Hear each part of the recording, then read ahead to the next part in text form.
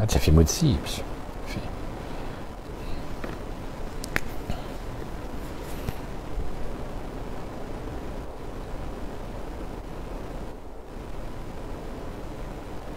יש תקווה לאחריתך.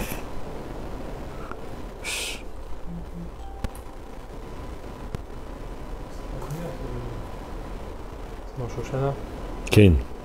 Tu vois, יש תקווה לאחריתך. Ici, c'est la Gemara qui nous intéresse. Et voilà. כמו שכתוב, ויש תקווה לאחריתך. נכון? C'est une strophe dans Shoshana. Hein? Shalom, shalom les amis, bonsoir. Alors, voilà, de nouveau, on a la chance, Baruch Hashem, d'être là ici, tous ensemble, et de pouvoir... Et on a la chance de se... Voilà, on a la chance de se voir ici en direct de Tel Aviv, voilà, rue Elat, bientôt que vous puissiez venir et qu'on fasse tous ensemble une grande fête, un grand repas. Et en attendant, on se voit comme ça, et on se connecte comme ça des coins du monde. Et bientôt, il y a mon petit frère que je vais voir. Oui. Alors, ce soir, on a choisi un titre. Un titre, ça s'appelle Matzah ou Motse. Oui, de Montréal, de Eaux Furieuses de Vergazon. Voilà, très bien. Et alors, regardez, ce soir, le titre, on l'a mis directement en hébreu. Pourquoi? Parce que c'est presque pas traduisible. C'est un proverbe, un pidgam, un adage qu'on dit en Israël. Quand on dit en Israël, c'est que dans le Talmud, bien longtemps, alors il y avait comme un proverbe en Israël. Et ce proverbe, il touche quelqu'un qui vient de se marier. Alors, quand il vient de se marier, on lui dit comme une blague, on lui fait « Dis-moi, matzah ou motse ?» T'as trouvé ou tu trouves? Qu'est-ce que c'est t'as trouvé ou tu trouves? C'est en vérité 2 versets de la Torah. Parce qu'il y a 2 versets de la Torah, entre autres, qui parlent de la femme. Il vient de se marier, et on lui dit « Ah, ça y est, tu t'es marié, Mazal Tov et tout. » Alors comment c'est la vie? Comment tu trouves ta vie? Matzah ou motse? On va regarder ensemble quels sont les 2 versets. Il y a un verset qui dit Matzah Isha, Matzah Tov. Il a trouvé la femme, il a trouvé le bien. Voilà, il l'a trouvé, enfin. Il a attendu, il a cherché. Il ne croyait même plus qu'elle existait. Et voilà, elle est arrivée. Il l'a trouvée. Comme on trouve une trouvaille. Alors il a trouvé la femme, elle a trouvé le bien. Ça se dit Matzah. Il a trouvé. C'est une manière de voir le monde. Et il y a un autre verset. Et lui, il dit Motse ani taisha mar mimavet. Tu sais quoi? Je trouve la femme plus amère que la mort. La mort, c'est amer. Mais elle est plus. Que d'ailleurs, cette phrase, on ne la comprend pas très bien parce que ça veut dire qu'il a connu la mort déjà. Puisque quand quelqu'un vient te dire « Ah là, celle-là, elle est pire que la mort. » Qu'est-ce qu'il veut dire par là? En général, on va dire « Je préfère mourir que de rester avec elle. » Bon, mais c'est pas vrai. Parce que je trouve la femme plus amère que la mort, on dirait qu'il sait de quoi il parle. Hein. Donc ça veut dire qu'il a déjà goûté la mort. Quelqu'un qui est déjà mort, il est revenu. Je ne sais pas s'il nous a fait un coma clinique, je ne sais pas qu'est-ce qu'il nous a fait, mais en tout cas, il sait de quoi il parle. Et il dit, je la trouve plus amère que la mort. Alors, en Israël, oui, shalom, en Israël, voilà qu'est-ce que c'était le proverbe. Quand quelqu'un s'est marié, on lui dit, alors, quel verset tu habites, toi? Tu es où? Est-ce que tu habites le morceau de la Torah où il y a marqué et il a trouvé la femme, il a trouvé le bien? Ou est-ce que tu habites dans le verset qui te dit ah là, je trouve la femme plus amère que la mort? Donc, et ça a l'air d'être 2 programmes très différents, hein, c'est 2 approches très différentes, c'est 2 manières de parler de la femme et de comment il l'a trouvée qui sont différentes. Venez, on recommence. Il a trouvé la femme, il a trouvé le bien. Matzah Isha, Matzah Tov. Ça y est, mais ça y est, je l'ai trouvé. Mais tu sais pas comme je suis content. Et deuxième approche, je la trouve plus amère que la mort. Et on se demande qui c'est, hein, parce que il faut quand même énerver quelqu'un pour qu'il dise « Ah non, mais moi je l'ai trouvé plus amer que la mort. Ouais. » Et les deux, ils parlent de la femme, Yaïcha. Ça doit pas être la même. Ben, peut-être c'est pas la même, mais ça se saurait. Parce que en fait, on parle de la même, et un, il a vu comme ça, il a vu comme ça. Et c'est pas seulement la femme. Ça va être plein. Ça va être la Torah, ça va être la Tfila, ça va être même la Parnassa, ça va être même le rapport au monde, à l'argent, au travail. Il y a un, il va dire, j'ai trouvé le travail, j'ai trouvé le bien, je suis content. Et un, il va dire, mais le travail, mais il fallait qu'il nous prévienne, c'est plus amer que la mort, mais il préfère mourir, je peux pas, moi, c'est pas possible ça. Oui. Alors d'abord, on commence avec la femme. Et d'abord, je raconte une blague. Quand il y avait à Paris le Rav Rothenberg, la salle, il était incroyable. Alors, quand il y avait des petits jeunes qui se mariaient, il attendait, je sais pas, une semaine ou deux comme ça. Et il fait alors ça va et tout, oui, voilà, on est mariés. Alors il fait, alors, et la première dispute? Vous êtes disputés? Alors, la plupart des gens disaient non. Il fait, ah bon, je croyais que vous étiez mariés. Il y a quelque chose. C'est pélé, c'est mystérieux. La femme, c'est mystérieux. Et un, il va te dire, il a trouvé la femme, il a trouvé le bien. Et à un autre endroit ou un autre moment, il dit, je la trouve plus amère que la mort. Et tu vas voir ici, quelle est la différence, Béhémet? Pourquoi en Eretz Israël, pourquoi quand on est en Israël, le proverbe qu'ils disent, c'est pas tout le verset. Ils disent le début du verset, Matzah, tout le monde, c'est t'as trouvé, il a trouvé, ou il trouve. Bon, évidemment, c'est parce que peut-être c'est plus court de dire un mot du verset que tout le verset, mais quand même, hein, pas. Alors, en fait, comment tu es toi? T'es quelqu'un qui a trouvé ou t'es quelqu'un qui trouve? Alors, on va raconter une histoire. Avram, grand-père, Avram Avinu. Il a découvert Eretz Israël. Mais comment il a découvert Eretz Israël? C'était au bout de plein d'années. Hein. Et à un moment, il s'est opposé. Il voulait pas que les gens soient idolâtres et qu'ils tuent leurs enfants pour le Dieu de ceci ou cela. Donc il a combattu l'idolâtrie. Il a dit non, Echad Avram. Il a dit c'est pas possible. Vous pouvez pas tuer vos enfants. Vous pouvez pas être cruel comme ça. Vous pouvez pas sacrifier votre chair pour des statues qui ont été fabriquées il y a 2 semaines. Ça veut pas ça. Bon, alors on va raconter une histoire. Cette histoire, tous les petits enfants juifs ils la connaissent. C'est que Avram, quand il était petit, il était dans une famille d'idolâtres. Et même son papa, il était grossiste. Il avait un magasin en gros d'idolâtrie. Mieux qu'à Lourdes. Il avait un grand magasin. Donc il fabriquait les statues et il les vendait. Et les gens les achetaient. Et ils étaient idolâtres avec les statues. Et qu'est-ce qu'il a fait? Alors qu'est-ce qu'on raconte aux enfants? Un jour, Avram Avinu, il a pris un grand bâton. Il a cassé toutes les statues. Et il a trouvé la statue la plus grande. Et il a mis le bâton dans les mains de la grande statue. Le père, il arrive. Oh, Igeval, qu'est-ce qui s'est passé? Qui est-ce qui a fait ça? Et le petit Abraham répond, c'est la grande statue, elle s'est énervée, elle a tapé tout le monde.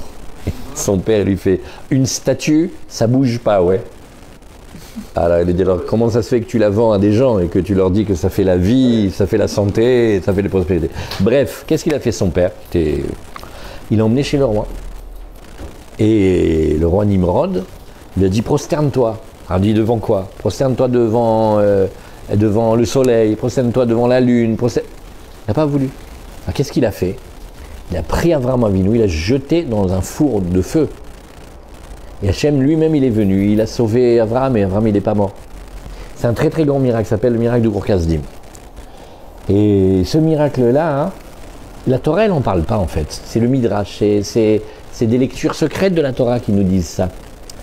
Alors, un grand maître, s'appelle le Ibn Ezra, il a dit, ça me gêne moi que ça ne soit pas marqué dans la Torah.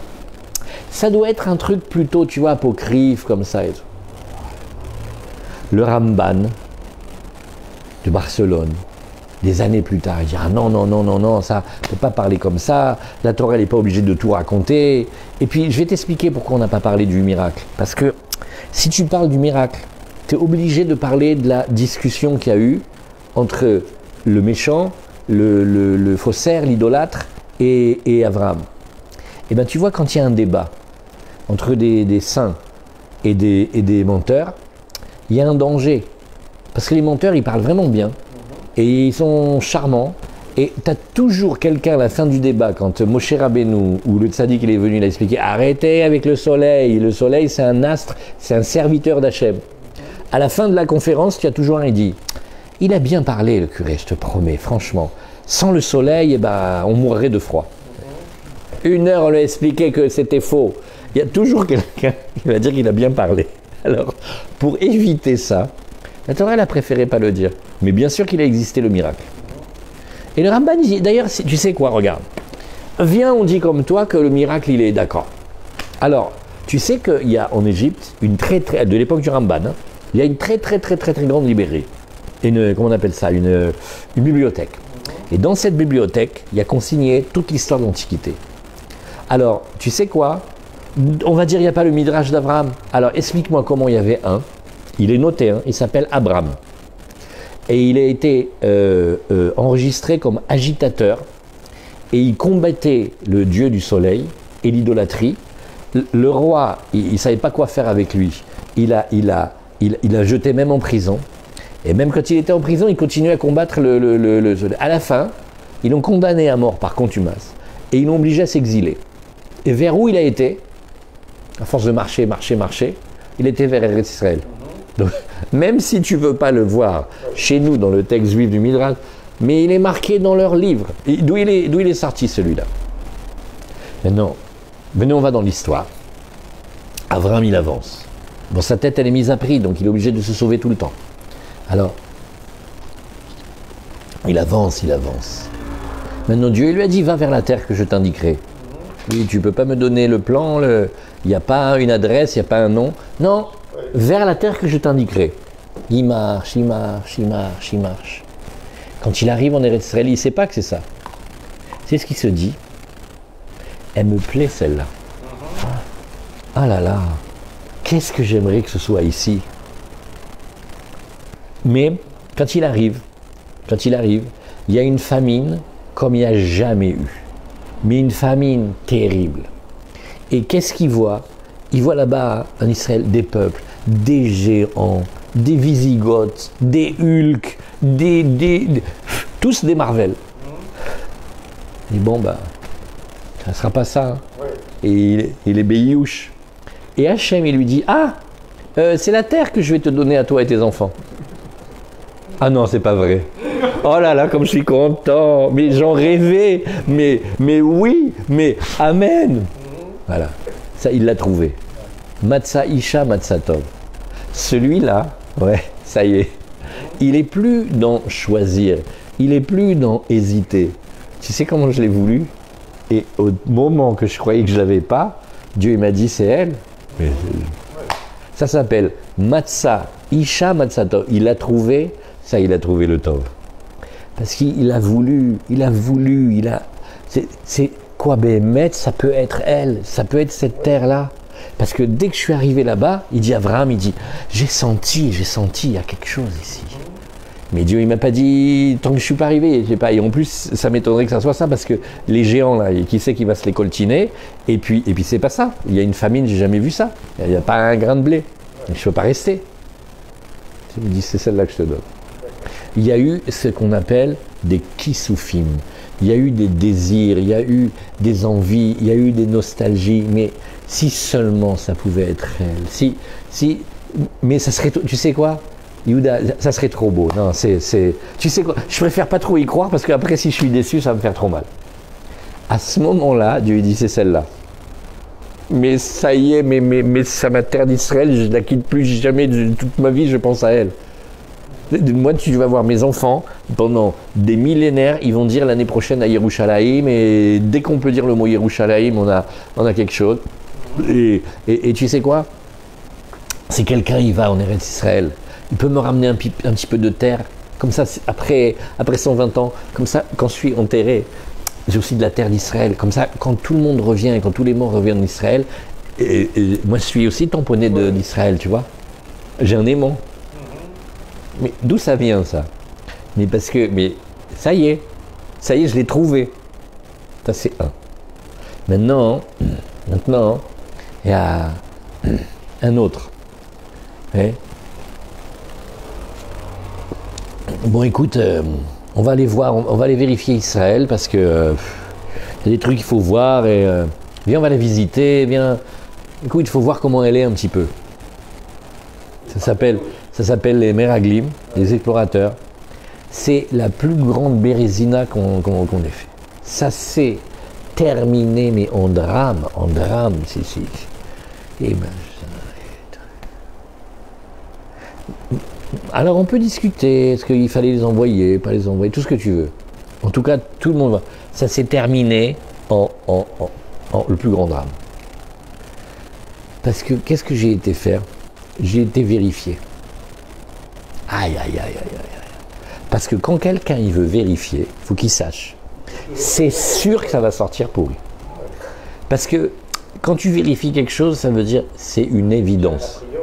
Mais ça veut dire que c'est une évidence que je l'ai. Mais quand tu es comme Abraham et que tu dis mais ça serait trop beau si c'était elle. Tu vois? C'est-à-dire que quand tu l'as voulu, tu as dit non mais une comme ça ne voudra jamais de moi.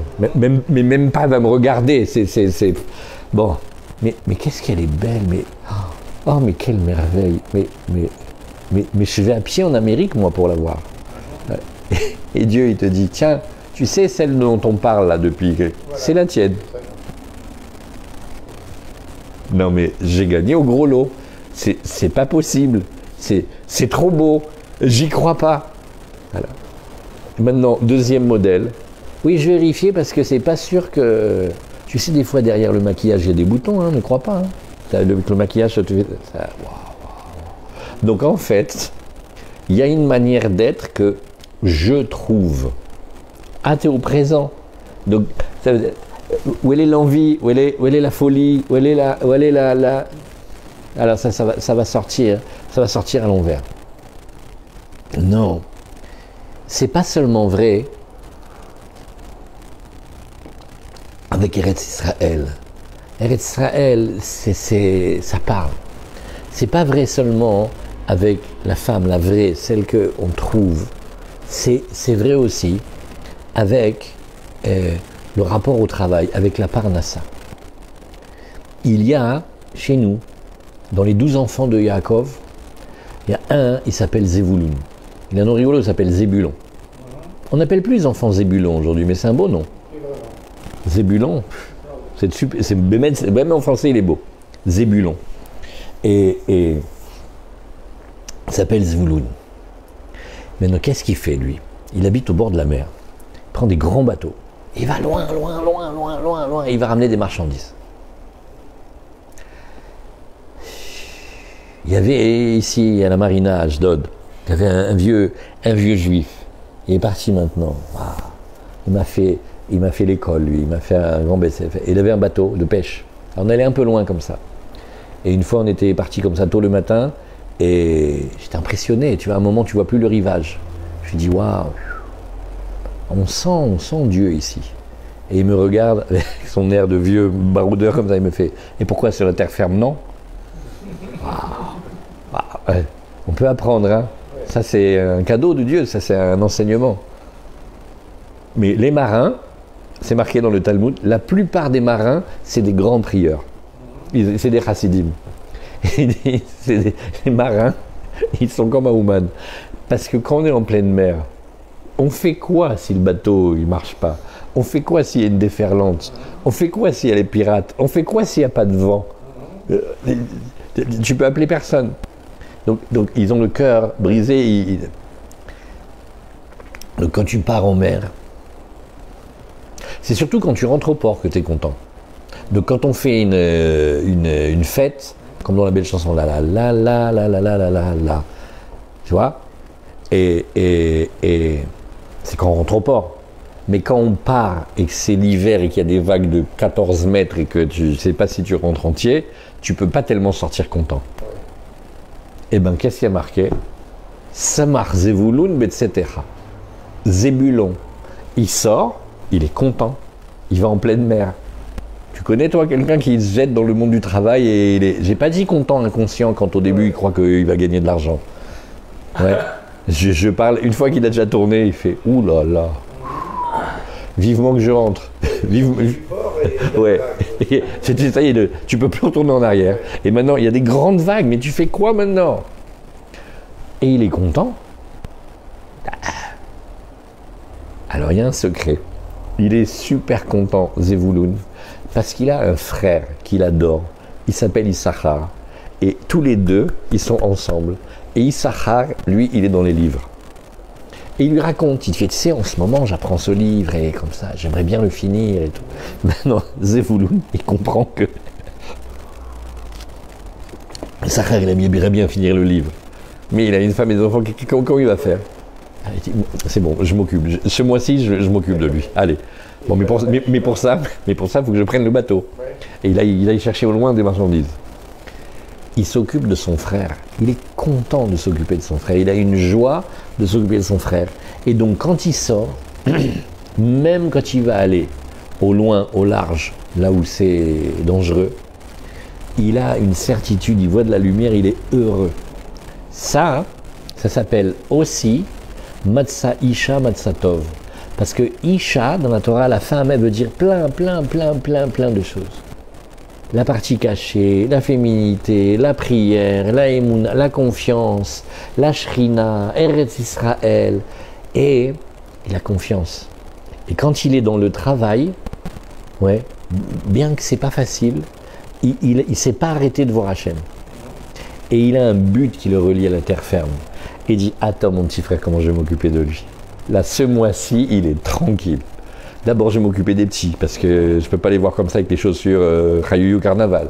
Je vais leur faire les chaussures, je vais leur faire le cartable, je vais lui remplir le frigidaire. Comme ça, il peut être dans le livre. Comme ça, il peut... Ça, quand il va sortir, il est dans la joie. Ça s'appelle celui qui a trouvé la femme, il a trouvé le bien. La femme, c'est aussi le travail. C'est le grand Khidouche qui dit ici, Rabbi Nachman. Tu peux rester attaché à Hachem. Et même quand il part sur le bateau, il sait que c'est bien. Ce qu'il va faire, c'est bien. Parce qu'il a un but. Il pense à l'amour qu'il a pour son frère. C'est d'avoir mon de gadol. Et ça s'appelle comment? Maintenant, à l'inverse. Waouh! Non, c'est plus amer que la mort. Et de qui on parle? On parle de celui qui va être persuadé qu'il faut travailler beaucoup et que Dieu n'est pas capable de l'aider même s'il travaille qu'un peu. Ça, c'est très très fort. Regardez, ça, on va le faire bien. C'est une longue étude, ça. C'est que, oui. Parfois, on ne se rend pas compte, mais on peut commencer à dire des choses qui sont des vraies hérésies. Non, mais de toute façon, c'est pas possible que cette affaire elle se règle facilement. Donc il est déjà rentré maintenant dans un système qu'il veut que ce soit compliqué. Mais il y a des fois des choses qui se passent facilement. Oui, non. Tu veux, oui, viens en signe, voilà, hop. Des pourcentages, des dividendes, ça y est. Combien de temps ça a pris? 5 minutes, oui, non. Tu peux laisser... Ouais, exactement. Tu sais que tu peux... Exactement, Razak. Tu sais que tu peux... Ça peut se faire facilement si Dieu y veut. Mais si je pense... Ah non, mais c'est obligé que ça soit dur. Hein. Avec toutes sortes de phrases qu'on entend depuis qu'on est petit. Ah ben c'est la crise, l'homme est un loup pour l'homme, tu sais si tu crases pas les autres, c'est eux qui vont t'écraser. Et toutes ces phrases moches et horribles et pas belles du tout qu'on a répétées toute une vie. Non, c'est dur ces phrases-là. Et l'homme est un loup pour l'homme et tout. Mais pourquoi on est obligé de mordre? Pourquoi tu peux pas faire des bisous avec ta bouche? Tu peux pas parler gentiment, il faut que tu mordes, on est des vampires. Qu'est-ce que c'est ça? Ça suit de la dernière fois avec les cannibales. Bonjour. Vous avez un joli cou, je peux m'approcher, sentir? Non, surtout pas. Il veut me manger. Pourquoi tu es obligé d'être comme ça? Ça, il dit, c'est parce qu'on n'a pas confiance en Hachem. Si on a confiance en Hachem, mais il peut nous faire facilement. Maintenant, comme on pense que Hachem, il ne peut pas faire facilement, donc on va s'inventer plein de règles que c'est obligé d'être dur. Et on va travailler beaucoup plus que ce qu'on a besoin. Et la vie, elle va être amère. Et donc on va dire, ah non mais j'ai vu moi le travail, c'est plus amer que la mort. Ah bah lama. Maintenant, c'est Dieu qui donne. Des fois ça peut être facile, des fois ça peut être difficile, mais est-ce qu'on peut le laisser? Est-ce que s'il veut Dieu, il peut nous faire facilement? Est-ce qu'on peut le laisser travailler? S'il veut. Il y a quelqu'un qui il a dit, voilà, celui-là, regarde, il a fait l'Alia, il a travaillé toute sa vie, moi je m'occupe de lui, il va être tranquille. Bon, tu vas dans un bureau, il t'a donné un truc, t'as pas compris comment c'est marché, mais en tout cas, t'as tes entrées, t'es tranquille. Non, c'est pas possible que ça soit vrai, il faut que ce soit compliqué. Donc il n'a pas été au rendez-vous. Il blata. Je vais tout organiser. On en a choisi comme ça quelques-uns. Il y a ceux qui sont tranquilles. Pourquoi tu te laisses pas faire si on veut te donner tranquillement, doucement, avec douceur, avec facilité, l'âme? Pourquoi tu es obligé de vouloir que ça soit compliqué? Parce que quand tu veux ça, et tu laisses pas Dieu t'aider, donc oui, ça va être compliqué. Donc on va rentrer dans des histoires de soucis et d'angoisse et de trop faire. D'ailleurs, on va la trouver plus amère que la mort. Pourquoi? Parce que c'est nous qui allons rajouter, on n'est pas obligé de rajouter. Chacun il a sa part. Des fois c'est un peu, des fois c'est beaucoup, mais laisse croire et aie confiance que Hachem il peut amener quelque chose à l'homme par un enchaînement simple, facile, pas compliqué. Si tu vas dans ce sens-là, tu es comme celui qui trouve son amour, sa femme, ou sa terre d'Israël, ou sa Torah, ça y est, j'ai pas besoin de chercher plus. Pourquoi j'ai pas besoin de chercher plus? Elle me convient, elle a tout ce qu'il faut. Et puis non seulement ça, j'en ai eu envie. À un moment, j'ai pensé que je méritais pas de la voir. Quand Hachem après il la donne, c'est chaque fois on se rappelle que j'ai failli pas la voir. Par contre, quand je vais en train de vérifier si Bémet répond à tous mes critères d'exigence, là c'est comme si on avait signé que ça va foirer. Pourquoi? Parce que Kailou, c'est normal, tout doit être déjà comme ça, je comprends pas comment ça se fait que la vie elle me fait ça et ceci et cela, mais tu vois et ça c'est un rapport à la femme et même au travail, mais aval zedavar gadol. C'est la même en fait. En fait on parle d'une seule et même. Des fois je vais la trouver, ça y est, j'ai trouvé, elle est mieux que tout. J'ai trouvé le Tov, j'ai trouvé le bon, j'ai trouvé Dieu, j'ai trouvé la puissance, la Torah, la lumière, la émoune, j'ai tout trouvé. Et des fois, c'est, oulala, non, mais c'est plus amer que la mort. Il y en a une, c'est une vie, et il y en a une autre, c'est pas une vie. Il y a parfois un travail, c'est la vie, et des fois, il y a un travail, c'est pas une vie. Qu'est-ce que c'est que c'est pas une vie? C'est pas pour ça que tu es venu. Cherche, il y a un truc, c'est pas comme ça que ça doit être. Et si on s'attache, on demande, donne-moi la lumière. Regarde, je veux être comme Zevouloun. Je veux que tu puisses me parler, tu me dis, va, sors, et sois content. Aniro Tsez, aide-moi, fais-moi, donne-moi un travail comme ça. Donne-moi une occupation que je sois heureux dedans. Mais pas une occupation comme si il dit oui mais alors je vais te dire que j'ai, moi écoute, je suis un garçon pas difficile, dans les chidours je suis pas du tout difficile, j'ai une liste de 42 points, si elle coche les 42 points, moi je dis oui tout de suite, je veux dire je suis pas compliqué comme garçon.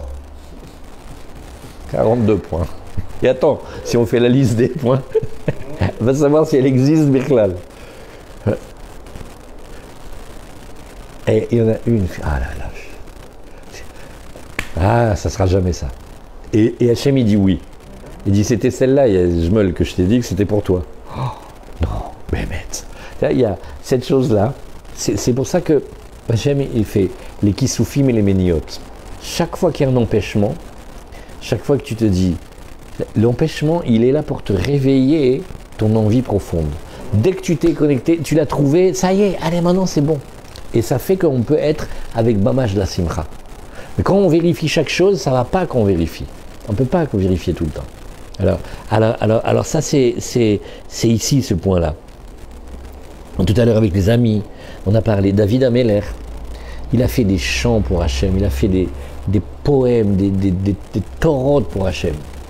Maintenant, il a tellement, David Ameller, notre roi, il est tellement pur dedans, il arrive à se souvenir des choses que personne ne se souvient.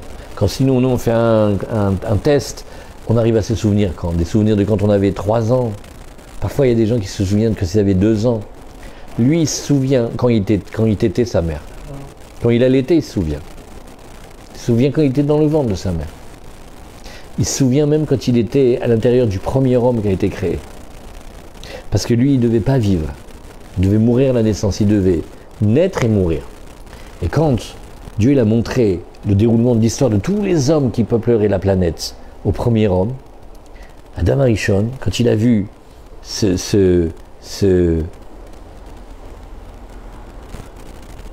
Oui, bien sûr, Mishnah Bora demain. Qui est-ce qui parle? Oh, Mazal Tov, Shani. Ah, il est bien, ton Khatan. Mazal Tov. Hazak. Mishnah Bora demain.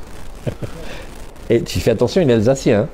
Alors tu vois que... J'ai perdu le fil. Il a montré toutes les âmes. Oui, il a montré toutes les âmes. Quand il montre toutes les âmes, à un moment, le premier homme, il voit, il dit, mais qui c'est cet ange-là? Mais non, mais il ne peut pas mourir tout de suite. Je dis, comme ça, c'est... Ah non, il faut faire quelque chose. Est-ce qu'il y a quelque chose à faire? Alors, Adam Arishon dit, pas quelqu'un qui peut lui donner des années, on ne peut pas faire un...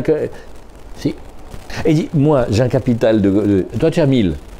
Il dit, je peux lui donner une tranche de vie, je peux lui donner 70 ans? Oui, d'accord. Donc, Adam Arishon, il se retient à l'intérieur de lui-même, il donne de sa vie pour un petit bébé qui va naître des millénaires plus tard et qui va illuminer le clan d'Israël de ses chansons et de sa Torah et de sa pureté, et il va faire des guerres extraordinaires. Et bien David Ameller, il se rappelle qu'à un moment, il a failli ne pas vivre. Ce qui fait que chaque seconde,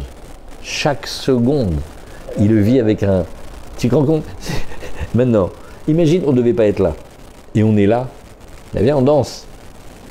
On est trop content. Et bien, Emmett, c'est comme ça. David Ameller, il nous montre ça. Il nous fait, mais parce que tu crois que c'est sûr qu'on peut être, que quand on est là, on est là. Parce que tu crois qu'on va jouer à des... Ouais, mais je ne sais pas si ça finit de me plaire. Et regardez comme elle est belle, cette expression de ma mère, ces chaussures, elles ne finissent pas de me plaire. Regardez quelle poésie, quelle beauté dans cette phrase. Il faut qu'elles me plaisent, et même qu'elles finissent de me... Alors, vous savez ce que ça sort? C'est ça qu'il ne finit pas de me plaire. Mais avec Eretz Israël, avec la vraie, la Isha, avec la Parnassa de Gdusha, c'est pas qu'elle finisse, c'est que même pas je commence à me poser si elle me plaît, parce que bien sûr qu'elle me plaît. C'est pour ça qu'en Eretz Israël, que ça représente la pureté et la Gdusha, la première chose qu'on faisait quand quelqu'un il reçoit le cadeau du mariage, on lui fait « Alors chouchou, quel style toi? Tes styles que tu as trouvé, que tu avais des nostalgies, que tu es content de l'avoir et que maintenant ça y est, ou que tu vérifies tout ?» Voilà. Et cette question-là, elle t'incite à te positionner, à savoir qu'est-ce que tu veux avec ça. C'est très très très fort. Et Rabbi Nachman, il le dit ici, dans la Torah 23, c'est vrai aussi sur la Parnassa. C'est chazak, ça fait beaucoup, c'est comme un conseil de vie. Ça existe, je peux avoir confiance que s'il veut Hachem, il me donne un truc facile. Parce que déjà qu'on est compliqué nous autres, mais si en plus tu nous fais du travail compliqué, mais c'est la fin c'est fini. Au contraire, regarde, fais-nous simple, fais-nous. Je te promets que je crois en toi que si tu veux, tu me le fais en 2 minutes. Pareil, ça existe de s'entendre, ça existe de réussir. C'est pas obligé d'être compliqué. Parce que quand on commence à penser que c'est obligé d'être compliqué, ça va devenir compliqué. Et c'est dommage, ça sert à rien. Voilà. Ça c'est bien. Ah, eh ben dis donc. Eh oui, hein. Et tous les matins, il se lève de bonne heure et il étudie le Mishnah Moura. Un grand sadique. Voilà, alors c'était pour ce soir. C'était un petit passage de ce soir. En attendant que bientôt, puissiez tous voyager en bonne santé et qu'on se retrouve pour faire le grand couscous là ici. On est ouvert à toutes les recettes, hein, pas seulement en couscous. Hein. Et voilà, Hazak. Elle n'a pas vu mon petit frère ce soir, mais c'était bien. Alors, voilà, maintenant, on vous dit au revoir. À la semaine prochaine, Bezrat Hashem. Et Hazak. Allez, super. Voilà. On appuie là.